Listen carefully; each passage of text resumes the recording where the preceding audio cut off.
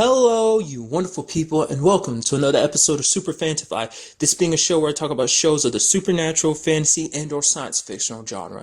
For today's episode, I'm going to talk about the latest episode of From Dusk Till Dawn. So in this episode, we kind of get a little bit more answers to a lot of the questions that kind of got brought up in, the season premiere as well as the other, the back-to-back episodes last week. And, first of all, let's talk about Freddy. We end up finding out, we can kind of infer a little bit more because it's like, okay, him and his wife are getting a divorce. So it seems like they did give it a try. Like, after season 2, Freddy went back home. Things just didn't work out. Now, whether that's because it's just, how this whole, the question is, how did the whole peacekeeper thing kind of ruin his life? Was it like she always had to deal with the fact is that, oh, you have to keep going off dealing with that world, dealing with these culebras or whatever they are, and, just always being in that world, making us a part of that world as long as we're with you? Because the sad thing is, Freddy will never be done with this world, because he will, as a peacekeeper, he will always be a part of it, because he exists there to keep the balance. Which for him in the beginning, it meant, just killing culebras because it's like they were bad, but now he realizes, not really realizes he doesn't, his job isn't to just judge all culebras. Yes, he doesn't have to kill all culebras, but he does have to keep the balance, make sure, yes, they have no choice but to feed on humans because that's their main source of food, but at the same time, it's like he has to protect as many humans as possible too. It's kind of, you have to find that sweet balance of yes, you don't want culebras killing people, draining them, and turning every human they come across, but at the same time, it's they need to repopulate, I guess, they don't really necessarily need to, but mainly they do need to feed, so it's kind of like a gray area. As long as they abide by the certain rules, of which there were rules set in place, because it's you can't feed here because this is a certain one of the Lord's territories, so you're from this specific region, so you're not supposed to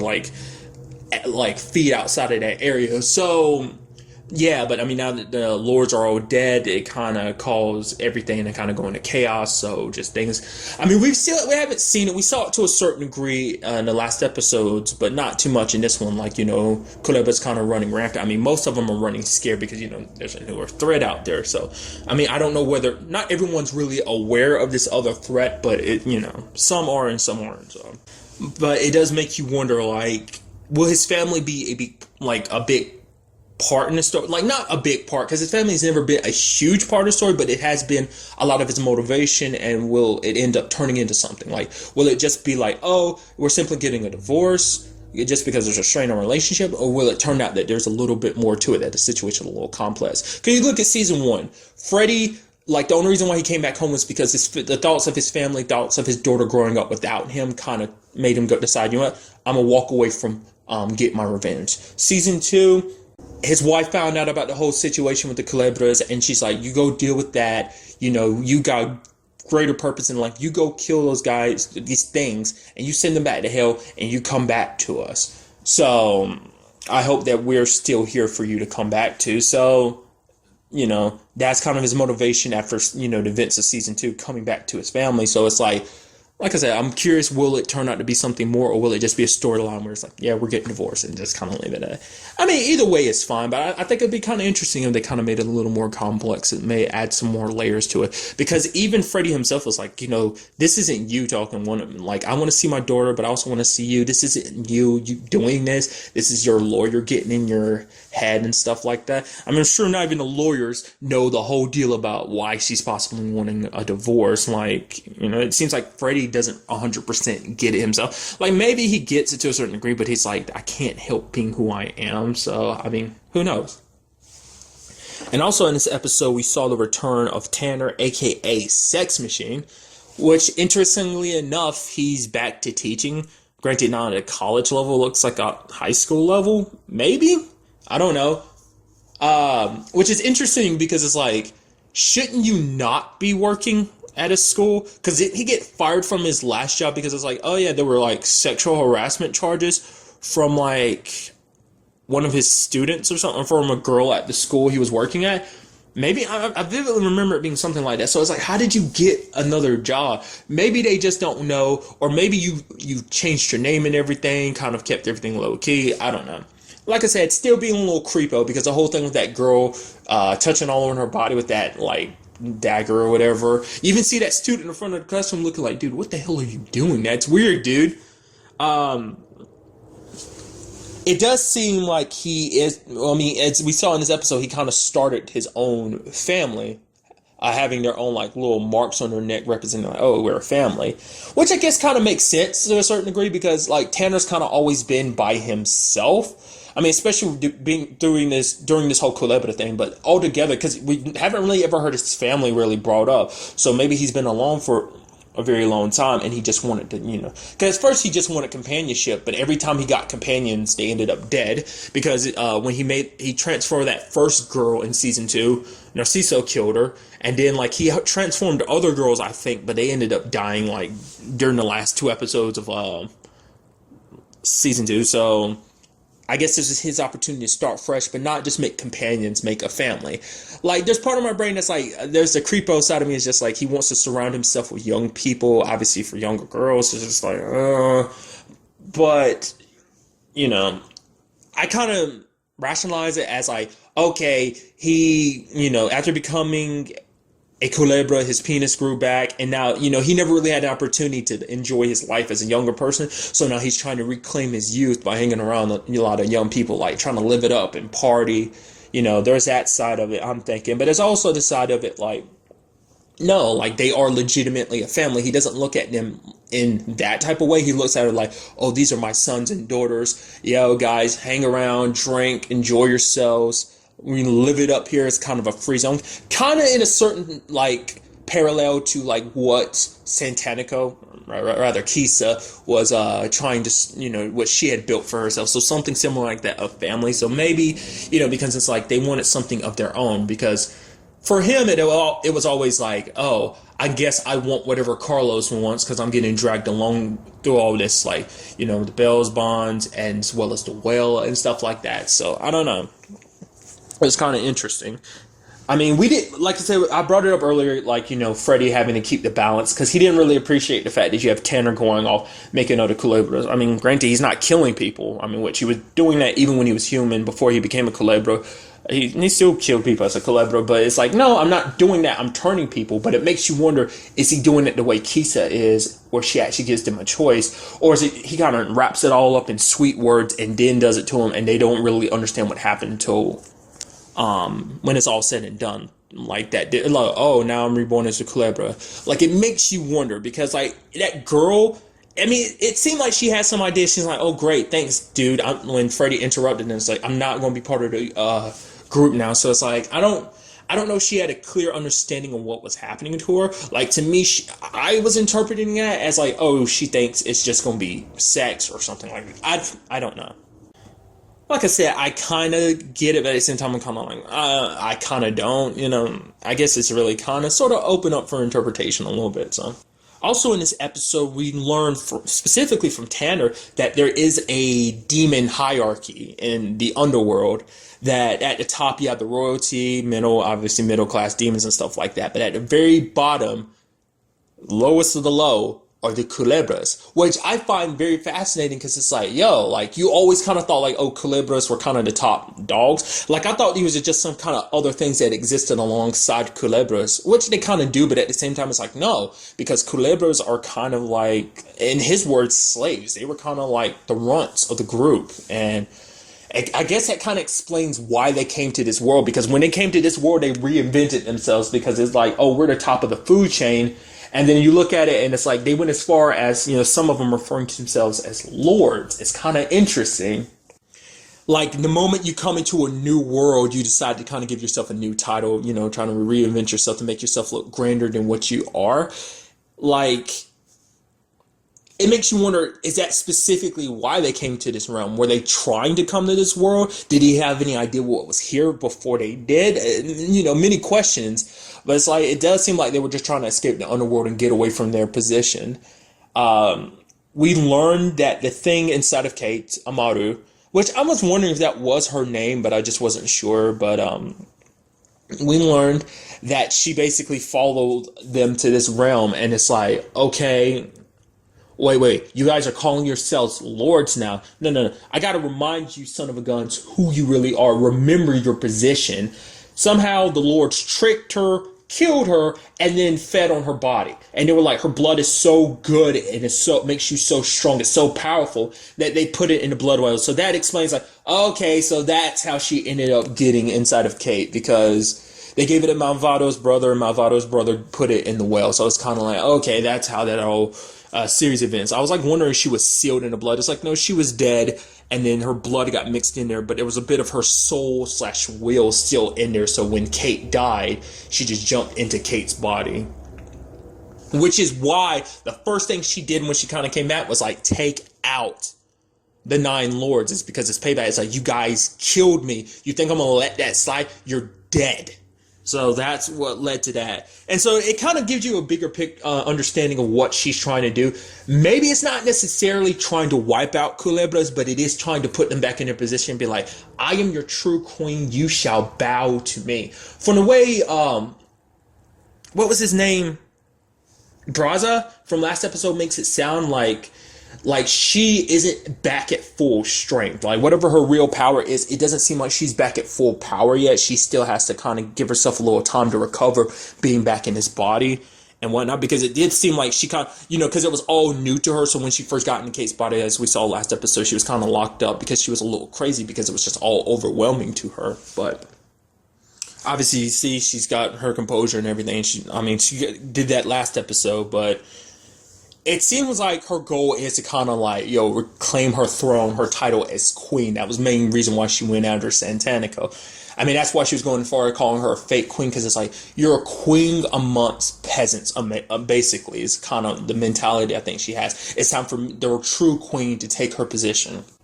Because it does seem like her ultimate goal is to bring hell on earth, basically, to open the doorway, probably release everything that's sealed in the underworld and bring it back here. So it was also brought up that because Seth and Richie asked the guy that they were looking for help, the guy who originally took down all these bad guys, all the other demon / monsters, and sealed them in hell in the first place, which get to him in a little bit. But asking him, I was like, okay, how do we separate this Amaru from Kate? And he's like, you can't.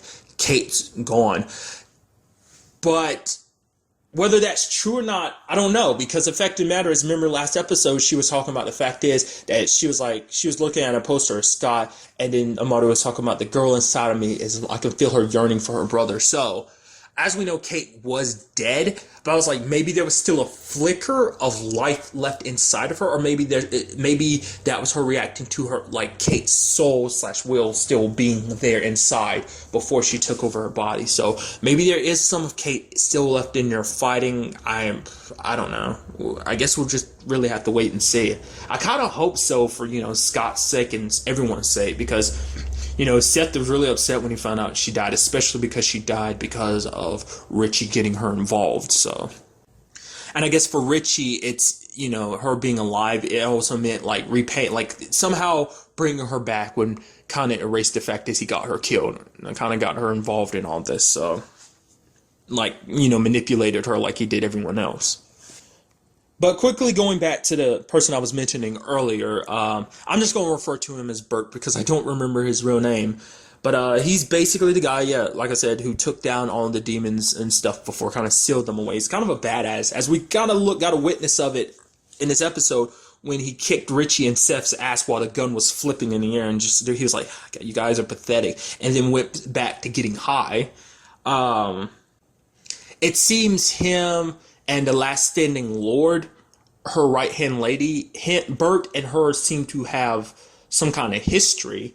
It seems it's like 2,000 years ago, and she's like, yeah, you tend to forget some stuff. Your brain is kind of fried from all those drugs you be doing and stuff like that. So it makes you wonder, like, what kind of went down. Was it like, oh, he kind of got distracted with other stuff? Because that's why she was so, like, why she lied to him until it was like, oh, yeah, he's dead.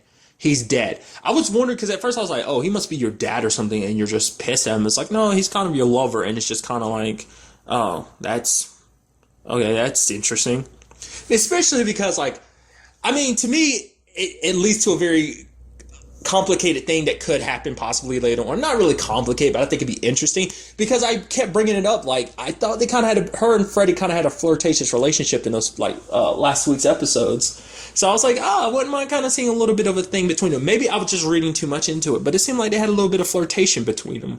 The fact is that he's trying to get back with his wife. Maybe that's not. Maybe that was just him just naturally. Because I feel like you've never really seen him like talk to anyone else like that. He was very flirty and very charming. You saw that very charming side of Freddie, which you never really get to see. You always kind of see him serious, but you saw him a little charming towards her. So I think it'd be kind of interesting if you got all three of them in a room and see like what kind of unfolds. It's like, oh, this is the peacekeeper, and here he is. I mean, granted, he meets Freddie later on in the episode, but not see him interacting with the Lord Lady's like right hand guy, like right hand person. I've got to learn people's names. I can't be like it's so confusing when I say stuff like that.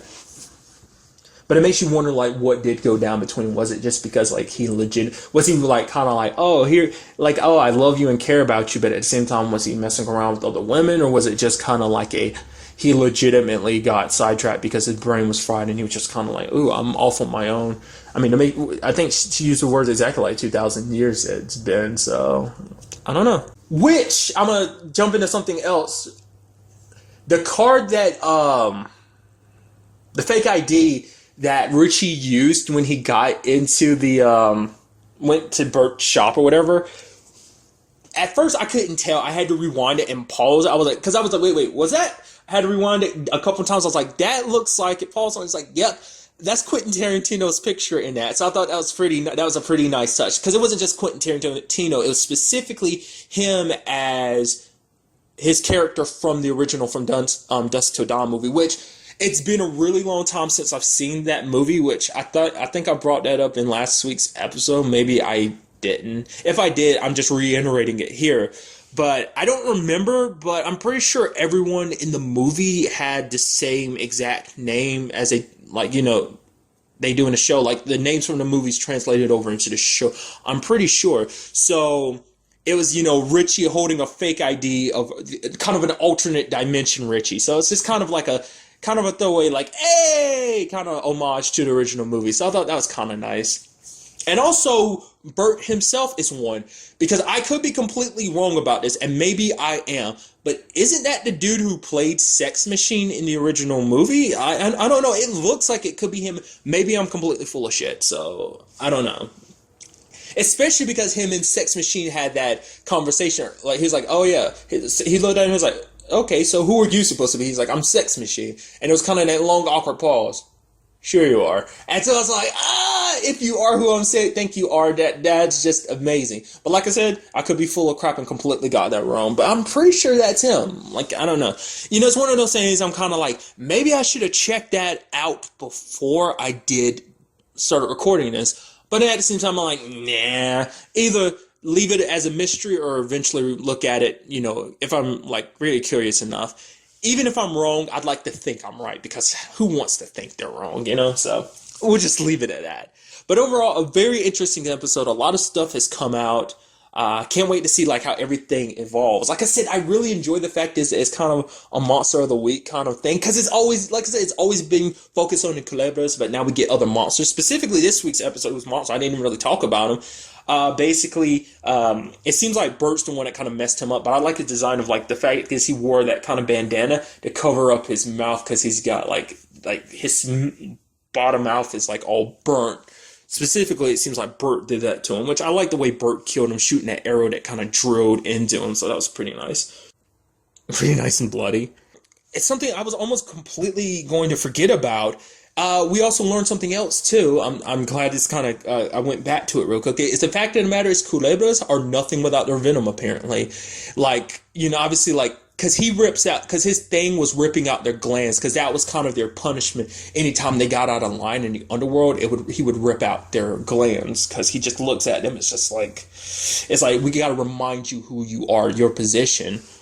So obviously he sting you with a scorpion tail to kind of docile you, and then he'll like drain you of your venom. Like first, kind of like a cow with its udders, draining it of their milk. So because they even referred, like he was like, oh yeah, like they even like made a comparison of like, oh, to them culebras are nothing more than cattle.